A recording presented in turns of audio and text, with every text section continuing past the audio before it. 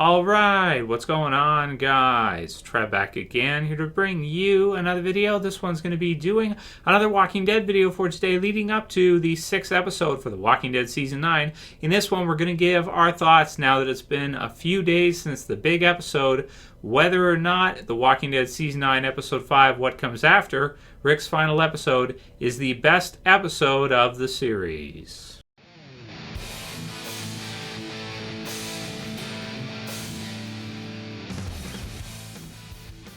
Alright, man, and spoiler warning if you guys are not caught up for The Walking Dead, which again is up to The Walking Dead Season 9, Episode 5. So it's been a few days now. I wanted to save this one for a few days at least so we could kind of take a look back at things and kind of think a little bit about it. So it's not right after the episode. It's been, pretty much this week, right? We've got Episode 6 on Sunday, but, it's pretty much been the work week now since today is Friday, since we saw Sunday night's episode of The Walking Dead Season 9, Episode 5, What Comes After. Rick's final episode. It had been promoted for a little while, and we had been looking forward to it for quite some time to find out what was going to happen in the episode, and I'm really glad to see the way the episode turned out and everything they did in it. The question of whether or not it's the best episode of the entire series, the best episode ever for The Walking Dead. Considering the news yesterday, if you guys missed it, Andrew Lincoln has confirmed that he will not be returning to the Walking Dead television series. So categorically, he said, and we did the video on it yesterday. If you want to watch it, you can hear all the details in that. So check that out. It's in the channel,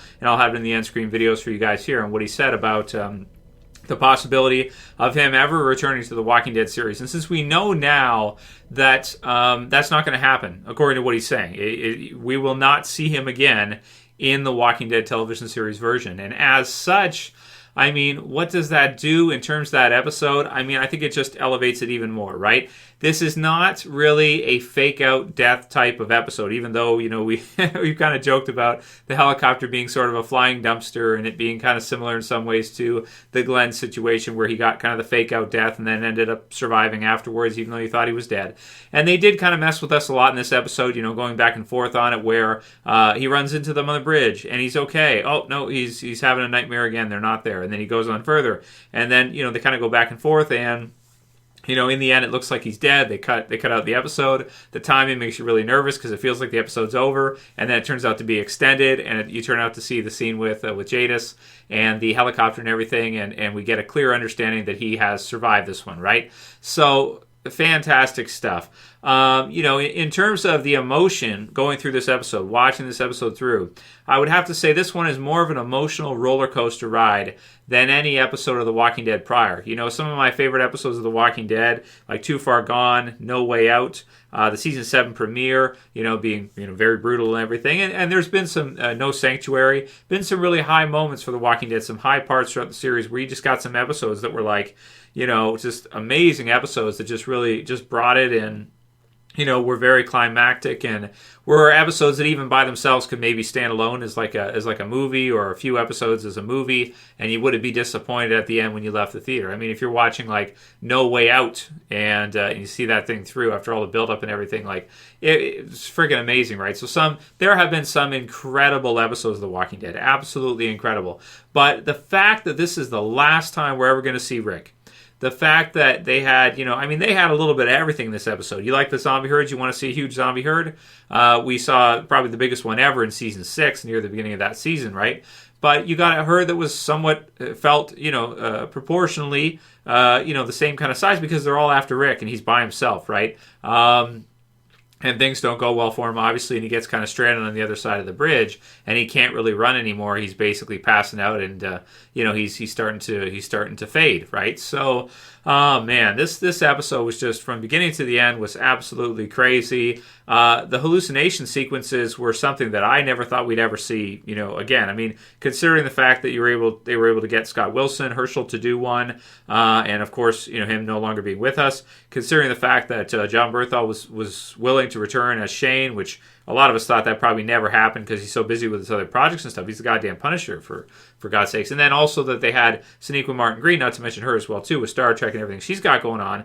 So her willing to come back as well, too. And just the emotion near the end and just kind of with regards to zombie apocalypse stuff and horror, I mean, what you're really looking for with that is you're looking for that kind of that feeling, that emotion of impending doom, and then hoping that the that there's some way that your hero or your protagonist can get away, right? Like they can find a way to escape or defeat the villain or whatever they have to do. This one was just like, oh my god, all the way through, just absolutely incredible, right up until the very end, with the final scenes and all the hallucinations and everything else they did. The amazing opening with just zombies and stuff, most similar to probably season 6's start, but even more brutal because Rick's all injured. He's pulling himself off the rebar and everything. This episode was absolutely insane. It was over the top. And I think that for all of us, it'll probably, in the long run of things of The Walking Dead, be one of the most memorable moments of the entire series, if not maybe the most. Because this was the episode when pretty much everybody thought that Rick was going to die. Up until like the week of, until personally when we saw the pictures with Jadis, with the walkie and stuff, and they started setting it up throughout the season with her talking on the walkie and that whole thing, and then leaving at the same time, and we kind of figured, okay, they'll do the helicopter thing and the promotion where you had helicopters around and the new intro with the helicopter and all that. But right up until the week of, pretty much, people, a lot of us thought, and correctly so, right, that they were going to kill Rick off, like Rick was dying. And it wasn't up until the very last couple scenes there in the episode until we could say conclusively, and we could see that Rick was going to survive that episode. So it was one of the most intense episodes of the series they've ever done. It was one of the most emotional episodes of the series they've ever done. It tied back in the end to the beginning, and it felt like a legitimate end, even though the character's surviving. Rick is going to survive. We'll see him in the movies later. It felt like a legitimate end to The Walking Dead, right? Like it felt like it's not just another episode. It's not a season finale. It really did feel like a series finale, especially with Shane coming back to the very beginning. He is the asshole, right? So it's like, yeah, Negan's an asshole, but Shane proclaims himself as the asshole. Like he is the villain, is kind of what he's saying in that statement. And I love that, right? So, yeah, I'm going to say it. I think it's the best episode of The Walking Dead they've ever done. To see the stakes being that high. We've had characters in jeopardy before. We've had, Carl and a lot of the other ones that have been killed off, fake outs and whatnot. But this one was absolutely nuts. And to have people so buzzing to see what they're going to do next with the movies and how this whole thing is going to go is wonderful to see. It's kind of amazing that after all these years, in the ninth year, they can do an episode like this that's so just emotionally grabbing, and just all the emotions that we felt watching this episode through and leading up to it was really crazy. And I'm glad we got a chance to see this episode in the series, because I feel like it really does cap off that whole start to The Walking Dead of so many episodes, so many years. But as a definitive final episode for the series, I really feel like that episode right there basically does, cap it off. It basically does end kind of the Grimes story, where the series started off in season 1, and does it in a masterful way, right? With all the visuals and everything, the highway, going down the highway, right, looking for his family stuff. Man, it was just so brilliant to see it all kind of come together in the end, and then also leaving us with the prospect that even though this part of the series is over and it'll never be coming back to the TV series, there's still more to come from The Walking Dead, and that just because that part of the story is over and we're not going to see that anymore, and they're doing this huge time skip 6 years ahead and everything, even still, the episode going down as an episode that could stand as a series finale. If you use that episode as the end of The Walking Dead at a season finale or mid-season finale or whatever, I wouldn't be upset if they, did like a sequel Walking Dead, like Walking Dead Next Generation, or not that name, it's terrible, but Walking Dead 2 or something like that, where they do episode 6 and that kind of thing afterwards. So even though it's a normal episode, they're not rebranding The Walking Dead, it really did, I think, feel like and fit in as a genuine series finale that I haven't seen almost any. This is the internet and people complain all the time.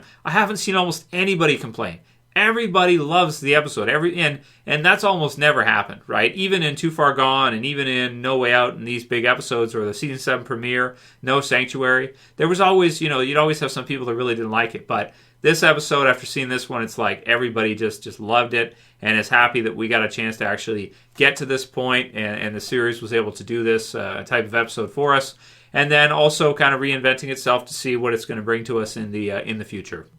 So while I am saddened in some ways that it's kind of the end of that original kind of Walking Dead, I am happy that they're going to continue it on, and that we're going to get to see it go past Rick and sort of live on past Rick in a lot of ways, and that they won't give up on Rick as a character. They're going to be using him in other capacity in the future. It's great stuff. The ratings for the episode, EL wanted to know any word on the ratings for the episode 5. It was 5.41 million, which is less than the premiere, and it is less than, or it's a little bit more in the last 3 episodes after the premiere. But I think that, I was expecting it to be a little bit more than that, but certainly when you see the episode through, you wouldn't say like, oh, this is a result of the quality of what the season has been. I don't think anybody's really saying that. I mean, aside from people maybe not wanting to see Rick's final episode, but now that we got to see it and we understand why they were promoting it, it kind of makes sense the way they were doing it, because it wasn't a character. If it was his death, then they probably would have used it as a shock and they would not have promoted it. But considering that they did this way, it made sense to do so. But leave your comments below on that one, guys. Let me know what you think. Do you think it was the best episode The Walking Dead has ever done? And do you think that it's satisfactory as like a series finale rather than just another episode or a season finale or something? To me, it feels as close as a series finale to The Walking Dead as we've ever had, for sure. Stinky Three Shoes, which is a fun name, says he has to return one day to the TV series. He left so much there. It makes no sense. If he doesn't find a way to, or if he doesn't, it'll ruin the best TV series ever. His return would bring in record money numbers. Well, the thing about it is so he said he's not returning to the TV series. I think that when you see the episode through and you really think about it, the scenes with Shane and everything else, Herschel and all that, he's probably satisfied with that as being his final, time in the show. Do I think eventually he will probably return for a hallucination sequence or dream sequence or something? Probably at some point. But then again, though, you don't know what the future of The Walking Dead is going to be like. We don't know what the future Walking Dead is going to be. We don't know who's going to be the lead. We don't know, right now it's Michonne, but we don't know if Denai Guerrero is going to stay in for that long. We don't know if she's going to want to, considering Rick's never coming back. We don't know if characters could cross over the other way and go to the movies or go to one of the movies. So I'd like to see Rick reunited again with Michonne.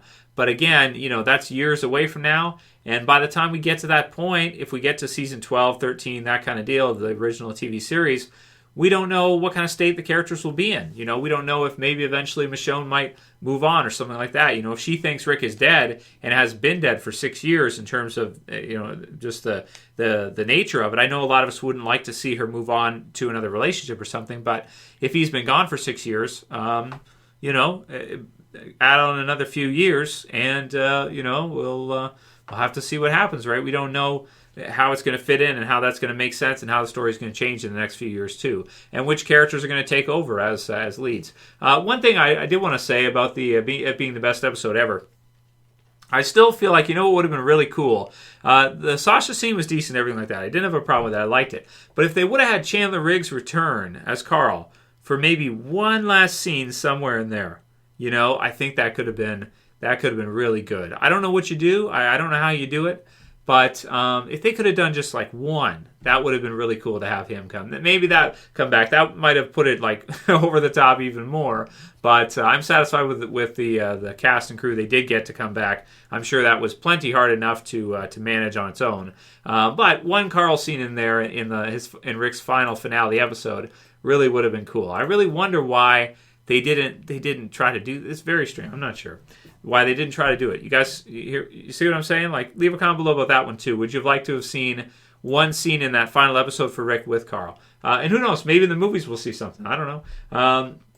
It's possible, right? Eric Rapine says, let's just hope the movies don't suck. if they are filled with many, mainly flashbacks, that would be boring to watch. Well, I don't think we have to worry about too many flashbacks and things like that, because it really feels to me like the movie is going to be disjointed, or it's going to be separate from, it's going to be a new adventure for Rick, or a new kind of journey for Rick. I don't think we have to worry about it being too flashback into The Walking Dead and too tied into the Walking Dead series. It really does feel like that's Rick's finale for the Walking Dead TV series, and he's off to he's off to do that eventually when that comes up when we see the movie release, which who knows when that's going to be. David Marsh says, Q&A, do you think we should all push for Andrew Lincoln to win an Emmy for his work on The Walking Dead? Well, absolutely. He should have already won an Emmy at least once one of these years. I mean, it's ridiculous. But the thing about it is that it's the genre of the show. It's a zombie apocalypse show. It doesn't matter how good of a job he does or anything like that. Because of the genre of the show, they're not even going to look at it. You know what I mean? It's not going to happen. So this year, he's probably got as good a chance as ever to get one. But hey, you know what? If he doesn't, who cares? Because really, you just know going in that that's the genre you're in, and you're not really in the type of genre that's going to be considered for, serious Emmy positions, that kind of thing. Maybe for makeup and for special effects because of that, but not for the other stuff. It's just not going to be. They don't look at those type of series that way, right? Phantom Hawk Game says, Trev, do you think he'll return much later to the series when the series is under another name? Technically, he won't be returning to The Walking Dead. It will be something else. Well, if they were going to rebrand The Walking Dead, this is pretty much their opportunity to do it with Episode 6, because the series looks totally different, right? It's the future now, right? So we're going into the future, and this is, as good a time as any to rebrand it if they want to do that. But, it's... I guess they want to continue that flagship series under the regular episode run, and they want it to continue, and they don't want to, try to end it and then try to relaunch it as Walking Dead 2 or something like that. But do you think that well, like I said, I think eventually he'll return a little bit, but I don't think it's going to be like a consistent season regular type of thing. He says he's not going to be returning to the TV series at all, period. So, but we'll see. You never know for the future. Vas Deferens says, Heath, he was in a handful of scenes in the whole series, and that abomination episode with Tara in the Oceanside. Who the F cares about Heath? Actually, a lot of people like Heath. Heath is kind of a fan favorite in some ways, I want to say. Probably because in the comic series, he was in it a lot. And he was kind of like, he was similar in some ways to maybe like a Glenn afterwards. But again, in the comics, it's difficult to get that much emotion out of a character because it's on the page, so it's harder than it is on screen, I think, to have an actor actually do it and that kind of thing. But a lot of people do like Corey Hawkins. A lot of people are actually looking forward to Heath. I've said the same kind of thing myself, is that, he wasn't in the TV series that much, so... And people didn't really like that stuff that he was involved with that much anyway. Like in season 6 and that, he kind of came out of nowhere. But, I think people do actually want to see him back. I think so. That's what I've seen, even though I understand how you're feeling, Vas, and I feel kind of the same way as you do. But, a lot of people do like him. So in the movies, he might return. And that'll be kind of cool to see. Mitch, rather than just some new character that we don't know. I think that would be it'd be cool to have him in the movies support Rick or something. Mitch says, I'll continue to watch it because I have so much time invested in the show, but this Judith crap looks like garbage. So not everybody likes the future direction and the designs of the cast and crew and the characters and everything. Personally, I want to give it a chance because this season has been so amazing so far. I was kind of doubting it, and now I'm like, why the hell was I doing that? It was incredible, right? Deuce says, Trev, why would there still be zombies 10 years after the outbreak, right? It might not be exactly 10 years, but I get what you're saying. You're saying like a really long time after the outbreak. Well, you do bring up a good point that there probably wouldn't be as many as there was earlier on in the early days when most people have recently been converted. But there would still be a lot out there. They are kind of including more kind of decayed, walkers that are just kind of stuck to things and that kind of deal. So they are kind of including more skeletal type walkers that are decaying. And you're always going to have some people in some communities that are kind of added to it. So survivors are out there for a while and then are added to the zombie numbers as they eventually die. So, but I hear what you're saying, and it does make sense. I like the idea that they kind of group up more and you get these bigger and bigger herds as time goes on. So the herds that you see later on are way bigger than they used to be. And, like in the early days, there'd be like season 2's herd was something. But, you'd see more herds like season 6's herd, where it's just this monster herd of like tens of thousands of fuckers, like a force of nature, like a freaking tidal wave coming through, right? So that's kind of a cool concept. But I hear what you're saying. They'd probably be more decayed than ever. And eventually, would they die out entirely? Maybe they'd save that for at the very end of the series, like when it's time, like if they ever decide to do that, which eventually they could. So that'll be it for today's video, guys. Let me know what you think. Do you think that Season 9, Episode 5, Rick's final episode, is the best episode of the series? I think in the end, I think it is, yeah. So that's it for this video, guys. We'll see you again soon for another. As always, this is Trev, and I'm saying peace. Later, guys. See you soon.